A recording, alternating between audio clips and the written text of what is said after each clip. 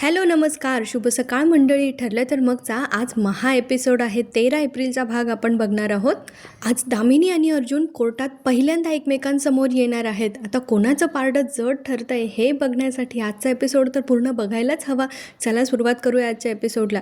तर सुरुवात होते महिपतपासून. महिपतने आता दामिनीला फोन केला आहे. नशेत असतानाच फोन केला आहे त्याने आणि काय म्हणतो बरं का की माफ करा दामिनीबाई, सकाळी सकाळी दारू पिलेल्या माणसासोबत बोलायची तुम्हाला सवय नसेल, पण काय झालं ना, माझं आहे ना डोकंच काम करत नव्हतं. मग म्हटलं 2 घूट जरा प्यावे, त्याच्यामुळे मग डोकं जरा चालेल आणि मला आहे ना एकदम भन्नाट आयडिया सुचली आहे. म्हणजे अशी आयडिया सुचली ना की तुम्ही वेड्याच व्हाल. सांगू का तुम्हाला ती आयडिया? म्हणजे बघा, आपल्याला असं दाखवायचं आहे की ज्या दिवशी खून झाला ना त्यावेळेला साक्षी तिथं नव्हतीच. म्हणजे काय झालं, आपण ना साक्षीचा एखादा खोटा बॉयफ्रेंड उभा करू. मग आपण असं दाखवू की त्याचा खून झाला आणि मग त्याला साक्षी घाबरली आणि मग ती तिथंच लपून बसली.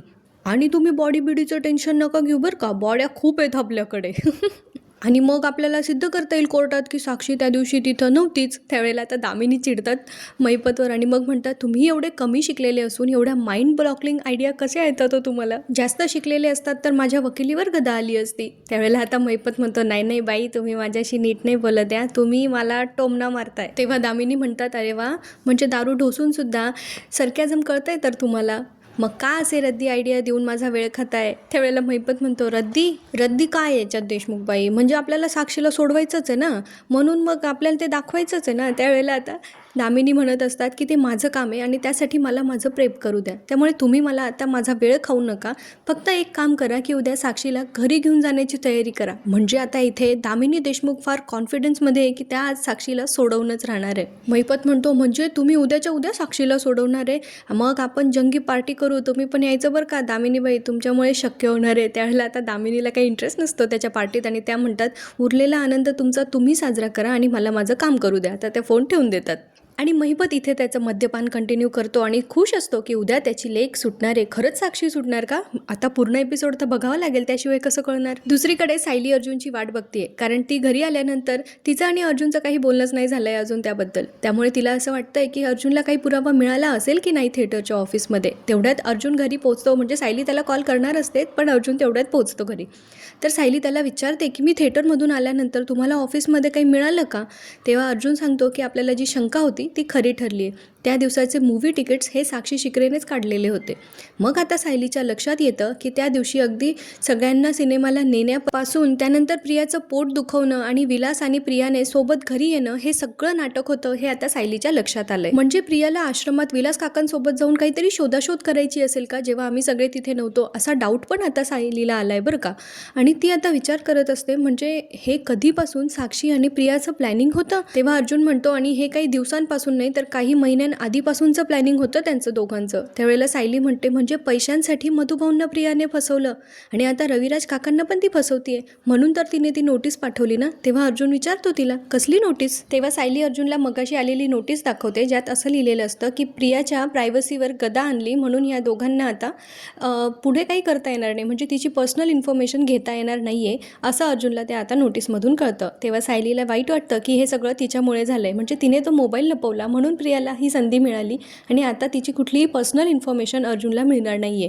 म्हणजे इतक्यात तरी आता प्रियाचे कॉल रेकॉर्ड्स अर्जुनला घेता येणार नाहीये आणि त्याच्यामुळे बऱ्याचशा गोष्टी प्रियाच्या आता पथ्यावर पडणार आहेत. अर्जुन म्हणतो, तसंही मला खात्री होतीच की तन्वीचे कॉल रेकॉर्ड्स आणि तिची पर्सनल इन्फॉर्मेशन सिनियर मला काही इतक्या सहजासहजी मिळू देणार नाहीये. त्यावेळेला सायली म्हणते, असो, पण आपल्याला काहीतरी कुठेतरी कधीतरी मार्ग सापडेलच आणि प्रियाचा खोटारडेपणा कधीतरी घरच्यांचा समोर येईलच. म्हणजे इतक्यात तरी ते होणार नाहीये कदाचित. सायलीच्या जीवाची मात्र आता तगमग होतीये. तिला असं वाटतंय की प्रियाचा खोटारडेपणा कधी सगळ्यांसमोर येणार आहे. तेवढ्यात विमलताई तिथे येतात. तेव्हा अर्जुनला त्या विचारतात, येऊ का म्हणून. अर्जुन म्हणतो, या. तर विमलताईंच्या हातात असते दामिनीने पाठवलेली नोटीस. आता उद्या अर्जुनला कोर्टात हजर राहायचंय असं अर्जुन सायलीला सांगत असतो. त्यावेळेला सायली म्हणते, पण का? त्यावेळेला अर्जुन सांगतो की तिच्या डोक्यात नक्कीच मोठं काहीतरी शिजत असणार आहे आणि त्यामुळे तिने उद्या आता कोर्टाची तारीख मागून घेतली असणार आहे. पण काय ते उद्याच कळणार आहे. आज त्यांच्या हिअरिंगचा दिवस आहे आणि तो उजाडलाय.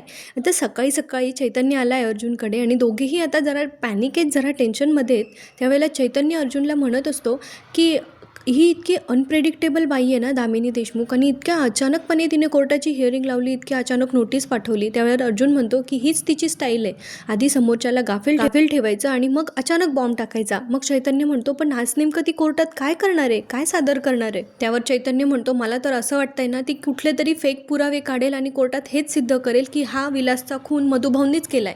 आणि नेमकं त्यावेळेला सायली तिथे येते, ती ऐकते आणि तिच्या पायाखालची जमीन सरकते. सायली खूप टेन्शनमध्ये येते बरं का आता, आणि म्हणून तिच्या हातातून कप किंवा ग्लास काहीतरी खाली पडतो आणि तो फुटतो. आणि मग सायली टेन्शनमध्ये असते आणि मग ती म्हणते ती खरंच असं काही करू शकते का. मग अर्जुनला कळतं की आता सायली खूप पॅनिक झाली आहे, म्हणून तो तिला धीर देतो, तिला जवळ घेतो, म्हणजे बसवतो एका खुर्चीवर, आणि चैतन्य तिच्यासाठी पाणी घेऊन येतो. त्यावेळेला आता ती जरा पाणी वगैरे घेते. अर्जुन म्हणतो रिलॅक्स, आता बरं वाटतंय का तुम्हाला. तेव्हा सायली म्हणते हो बरं वाटतंय. मग ती विचार करत असते की म्हणजे ती अर्जुनला सांगते की जेव्हापासून ही नोटीस आली आहे ना तेव्हापासून मला चैनच नाही पडत आहे, ती दामिनी देशमुख खरंच असं काही करू शकते का. त्यावेळेला अर्जुन म्हणतो नाही, ती एवढे खोटे पुरावे नाही सादर करू शकत. त्यानंतर अर्जुन चैतन्यावर ओरडतो आणि म्हणतो तुम्ही कोणाचं ऐकताय मिसेस सायली. चैतन्याला अर्जुन रागवतो, काय बोलतोयस रे तू. त्यावेळेला चैतन्य म्हणतो की सॉरी वहिनी, मी फक्त शक्यता बोलून दाखवली, असं काहीही होणार नाहीये. आता अर्जुन सायलीचा हात हातात घेतो आणि तिला सांगतो माझ्यावर विश्वास आहे ना. तेव्हा सायली म्हणते स्वतःपेक्षा जास्त. मग अर्जुन म्हणतो मग मी सांगतोय ना तेच लक्षात घ्या. मी दामिनीबद्दल जे प्रेडिक्ट केलं आहे ना कदाचित फक्त तसंच होणार आहे. म्हणजे ती आता फक्त आहे ना साक्षीला सोडवण्याचा प्रयत्न करणार आहे. विलासच्या खुनाबद्दल ती आज काहीही बोलणार नाहीये. म्हणजे आता एवढं तर क्लिअर झालंय की आज साक्षी कोर्टातून 100% सुटणार आहे. सायली आता अर्जुनला म्हणते तुम्ही जे बोलताय ना ते माझ्या बुद्धीला पटतंय हो, पण मनाला कसं समजावून देऊ. मी माझ्या मनाला हे कसं सांगू की माझ्या बाबांना काहीही होणार नाहीये, हा दिलासा मी माझ्या मनाला कसा देऊ. त्यावेळेला अर्जुन म्हणतो तुमचं मन कसं शांत करायचं ना हे मला चांगलंच माहिती आहे. आता अर्जुन सायलीला उठवतो आणि त्यांच्या बेडरूममध्येच असलेल्या त्यांच्या छोट्याशा देवघरासमोर उभं करतो आणि सांगतो की तुम्हाला जे काही वाटतंय ना ते तुम्ही तुमच्या देवाशी बोला. त्यावेळेला आता ते तिघंही देवासमोर हात जोडतात आणि सायली मनातल्या मनात प्रार्थना करत असते की मधुभाऊ निर्दोष सुटतील. असं जेव्हा वाटत होतं तेव्हा दामिनी देशमुख नावाचं हे नवीन संकट समोर येऊन थांबलंय, आता तूच यातून काहीतरी मार्ग दाखव. तेवढ्यात मधुभाऊ आता त्यांच्या रूममध्ये येतात आणि ते म्हणतात माफ करा जावई बापू, मला यायला थोडा उशीर झाला का. तेव्हा अर्जुन म्हणतो अजिबात नाही, या ना मधुभाऊ. सायली इतकी इमोशनल झालेली असते ना की ती स्वतःला थांबवू शकत नाही आणि ती जाऊन मधुभाऊंना मायेने घट्ट मिठी मारते.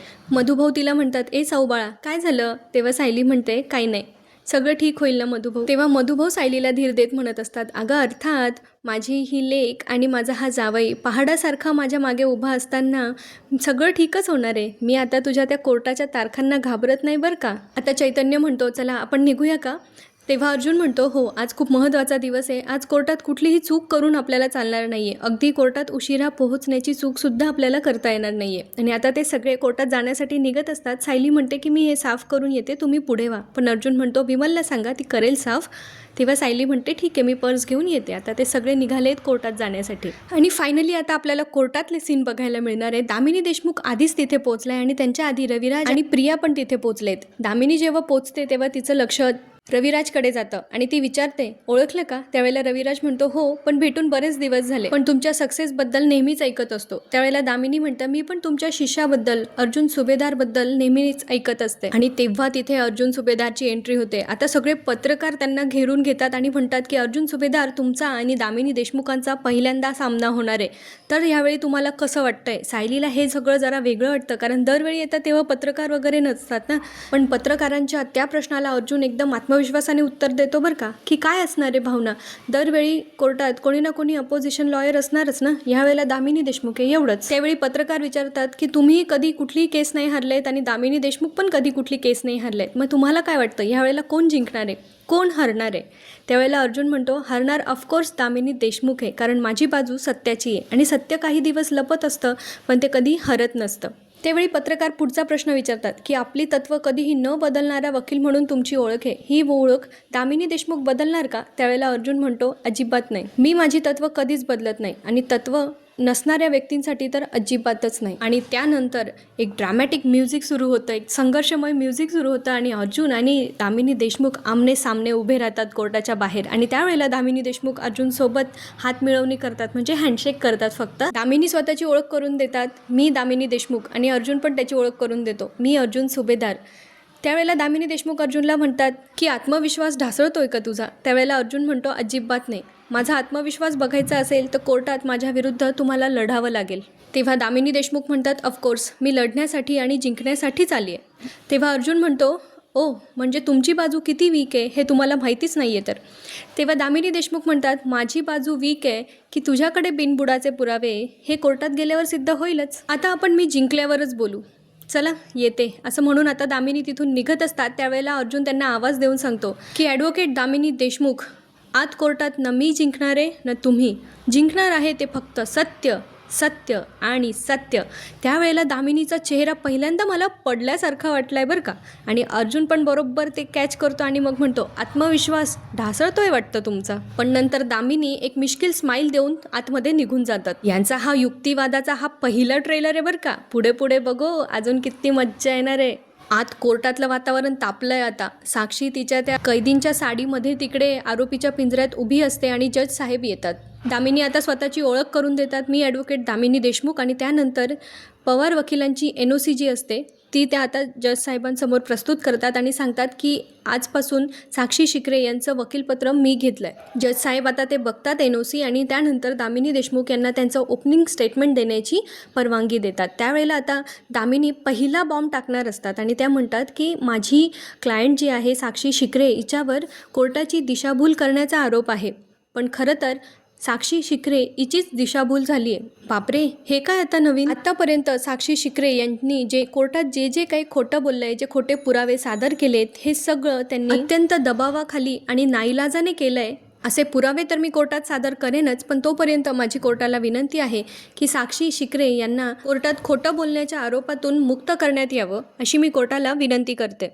अर्जुनला दामिनी साक्षीला सोडवण्याचा प्रयत्न करेल याच्याबद्दल तर थोडीशी शंका होतीच, पण तिने जे ओपनिंग स्टेटमेंट दिलं आहे कदाचित अर्जुन त्याच्यामुळे गोंधळात पडला आहे आणि तो 2 सेकंद जरा तिच्याकडे बघतो आणि त्यानंतर जेव्हा जज साहेब सांगतात अर्जुनला की आता याच्यावर तुम्ही काहीतरी बोला, तेव्हा अर्जुन मात्र उठतो आणि मग आत्मविश्वासाने त्याची सुरुवात करतो. आणि त्यानंतर तो म्हणतो की साक्षी शिकरेने हे सगळं काही जर अत्यंत नाईलाजाने केलं आहे असं दामिनी देशमुख ह्या म्हणत आहेत, पण मग हे सगळं तिने एकदा नाही तर 3दा केलं आहे. आणि त्यानंतर खोटे पुरावे, खोटे साक्षीदार उभं करणं, हे सगळं तिने दबावाखाली येऊन कसं केलं असेल याचा कोर्टाने जरा विचार करावा. आणि एवढं प्रत्युत्तर देऊन अर्जुन आता खाली बसतो. त्यानंतर दामिनी देशमुख उठतात आणि त्या म्हणतात की मला माझं म्हणणं सिद्ध करता यावं यासाठी मला साक्षी शिकरे यांना काही प्रश्न विचारण्याची परवानगी द्यावी. आता ती परवानगी त्यांना मिळते आणि दामिनी देशमुख साक्षीला प्रश्न विचारायला सुरुवात करतात. ते म्हणतात की साक्षी शिकरे, मी तुम्हाला पहिल्यांदाच रिप्रेझेंट करते, तर तुमचा या खुनाशी जो काही संबंध जोडला गेला आणि ह्या खुनाबद्दल आत्तापर्यंत जे काही झालं आहे हे तुम्ही प्लीज मला परत एकदा सांगाल का. त्यावेळेला साक्षी म्हणते, खरं आहे मॅम, तुमचं संबंध जोडला गेला, मी खरं सांगते माझा या खुनाशी काहीही संबंध नाही आहे आणि तो फक्त आणि फक्त संबंध जोडला गेला आहे. त्यानंतर साक्षी परत एकदा खोटं बोलते आणि ती म्हणते, आम्हाला आहे ना त्या आश्रमाची जागा आमच्या रिसॉर्टसाठी हवी होती आणि त्यासाठी आम्ही मधुभाऊंकडे बोलायला गेलो होतो, पण त्यांनी आम्हाला दिली तर नाहीच ती जागा, आमचं ऐकून पण नाही घेतलं आणि वरून आमचा अपमान करून आम्हाला तिथून घालवून लावलं आणि त्यानंतर आम्ही पुन्हा त्या आश्रमात कधी पायच नाही ठेवला.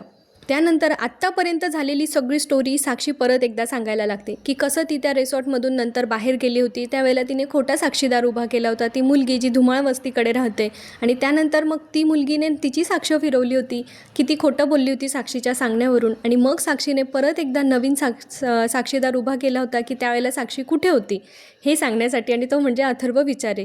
म्हणजे पहिले खोटं तर ती हे बोलली होती की ती एक मुलगी जिने साक्षीला मद्यधुंद अवस्थेत गाडी चालवून नंतर उलट्या वगैरे करताना पाहिलं होतं, पण त्या मुलीने नंतर खरं सांगून टाकलं होतं की मी काहीला पाहिलं नव्हतं, हिने मला पैसे दिले म्हणून मी असं केलं होतं.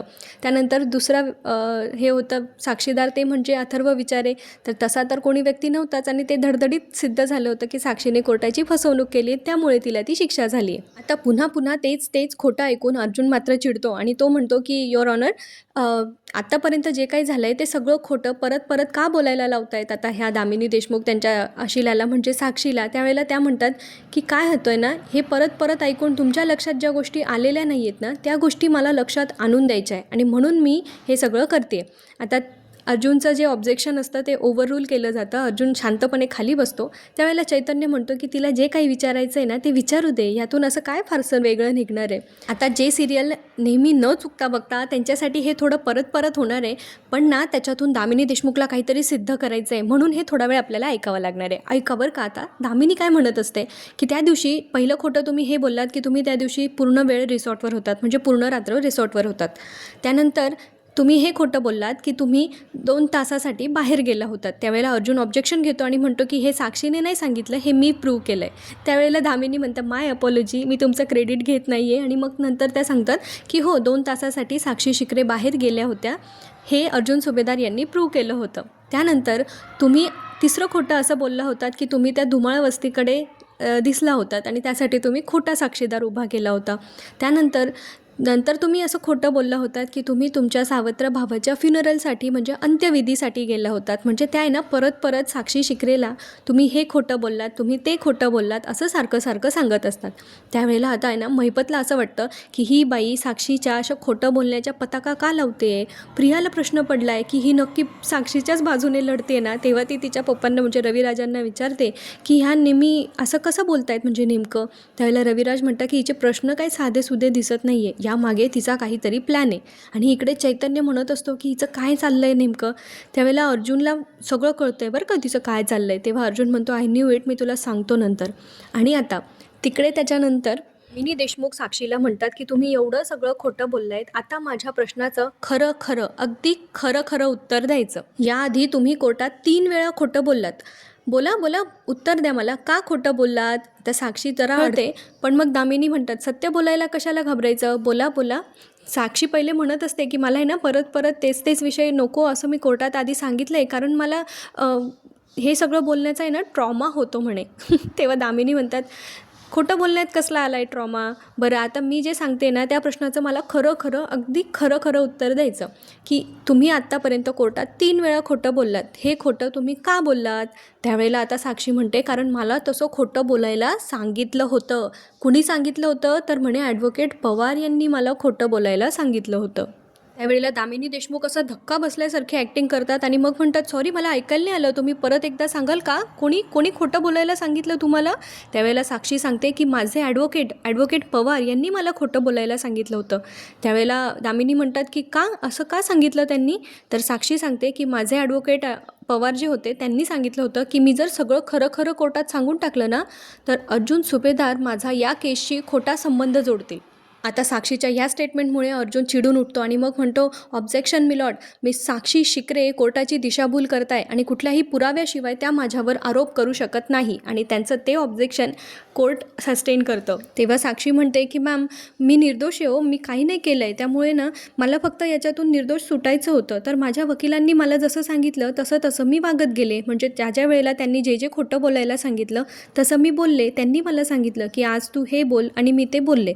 त्यांनी मला सांगितलं की आपल्याला असे खोटे पुरावे सादर करायचे, ते मी केले. त्यावर साक्षी म्हणते की म्हणतात ना की डॉक्टर आणि वकिलासोबत कधी खोटं बोलू नये, त्यांनी जसं सांगितलं तसं ऐकावं, तसंच मी फक्त करत होते. मला हे कळत होतं की हे चुकीचं आहे, हे खोटं बोलणं चुकीचं आहे, तरी पण फक्त माझी या केसमधून निर्दोष मुक्तता व्हावी म्हणून पवार वकिलांनी सांगितलं ते खोटं बोलले. मी या कोर्टामध्ये मी आज खरं बोलते. आणि त्यांच्या या स्टेटमेंटवर आजचा एपिसोड इथेच संपलाय. तर पुढच्या भागात आपल्याला बघायला मिळणार आहे की दामिनी देशमुख कोर्टात काहीतरी पुरावे सादर करतात, ज्यामुळे हे सिद्ध होतं की आत्तापर्यंत जे काही साक्षी खोटं बोलली आहे ते तिच्या वकिलाच्या सांगण्यावरून खोटं बोलली आहे. आणि त्यामुळे दामिनी देशमुख आता कोर्टाला विनंती करतात की साक्षी शिकरे आत्तापर्यंत जे खोटं बोललं आहे ते तिच्या वकिलाच्या सांगण्यावरून बोललं आहे आणि ती एक सुजाण नागरिक आहे आणि तिला खोटं बोलण्याच्या निमित्ताने ही शिक्षा झाली आहे. त्यामुळे तिची शिक्षा ती रद्द करून तिला मुक्त करण्यात यावं अशी कोर्टाला दामिनीने विनंती केली आहे. आता त्यानंतर अर्जुन तिला प्रश्न विचारतो की साक्षी शिकरे तुम्ही कोर्टात खोटं बोललात हे आता तुम्ही मान्य केलं आहे, पण मग माझ्या एका प्रश्नाचं उत्तर आता मला द्या की रिसॉर्टमधून बाहेर पडून 2 तास तुम्ही त्या दिवशी कुठे होतात. आता त्याच्या या प्रश्नाला साक्षी काय उत्तर देणार हे पुढच्या भागात बघणं मनोरंजक ठरणार आहे. तेव्हा पुढचे काही भाग हा कोर्ट ड्रामा असाच सुरू राहणार आहे. आजचा व्हिडिओ आवडला असेल तर लाईक शेअर करा, चॅनलला सबस्क्राईब करा, म्हणजे पुढचे सगळे एपिसोड्स मी तुमच्यापर्यंत घेऊन येईल ते तुम्हाला आनंद घेता येतील. तेव्हा भेटूया पुढच्या भागामध्ये. तोपर्यंत आनंदी राहा, हसत राहा, आपली आणि आपल्या प्रियजनांची काळजी घेत राहा. आयुष्य खूप सुंदर आहे, मस्तपैकी जगत राहा. चॅनलला सबस्क्राईब करायला विसरू नका. धन्यवाद.